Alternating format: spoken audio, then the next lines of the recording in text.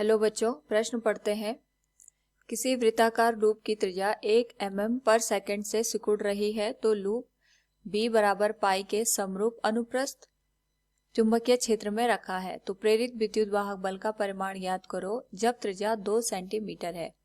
तो सबसे पहले हम यहाँ पे मुख्य अवधारणा का प्रयोग करेंगे। हमारे पास यहाँ पे जो मुख्य अवधारणा है वह है प्रेरित विद्युत वाहक बल। तो जब भी हम बात करते हैं प्रेरित विद्युत वाहक बल की, इसमें विद्युत अगर हम कोई चुंबकीय फ्लक्स में समय के साथ साथ परिवर्तन करते जाएं तो उस वजह से हमारे पास विद्युत वाहक बल प्रेरित होता है किसी भी चालकवाही तार में।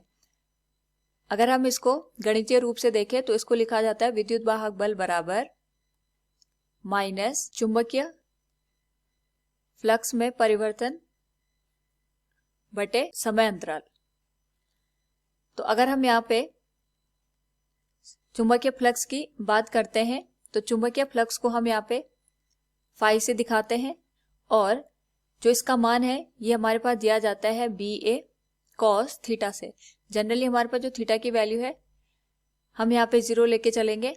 तो इस केस में अगर हम देखें जो विद्युत वाहक बल है, अगर हम उसका मान रखें तो इसका मान हो जाएगा चुंबकीय क्षेत्र में परिवर्तन, जिसको हम दिखाएंगे d फाई बटे dt से।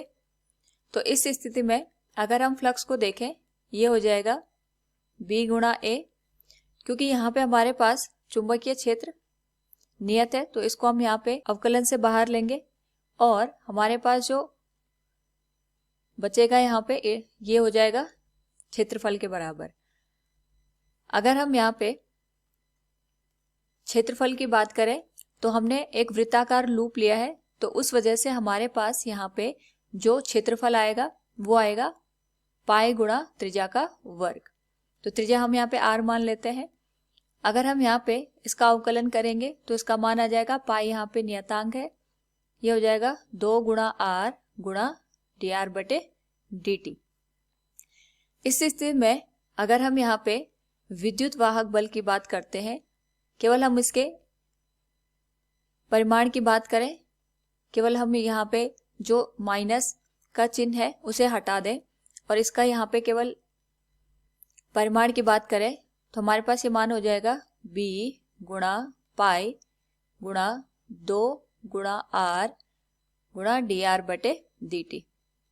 तो यहाँ पे जो B है ये हमारे पास चुंबकीय क्षेत्र है जो कि पाई के बराबर दे रखा है, पाई का मान पाई ही रहेगा, गुणा 2 गुणा त्रिज्या, जो हमें यहाँ पे त्रिज्या दे रखी है वो 2 सेंटीमीटर दे रखी है। मीटर में परिवर्तन के लिए 2 को यहाँ पे गुणा करेंगे 10 की घात -2 के साथ।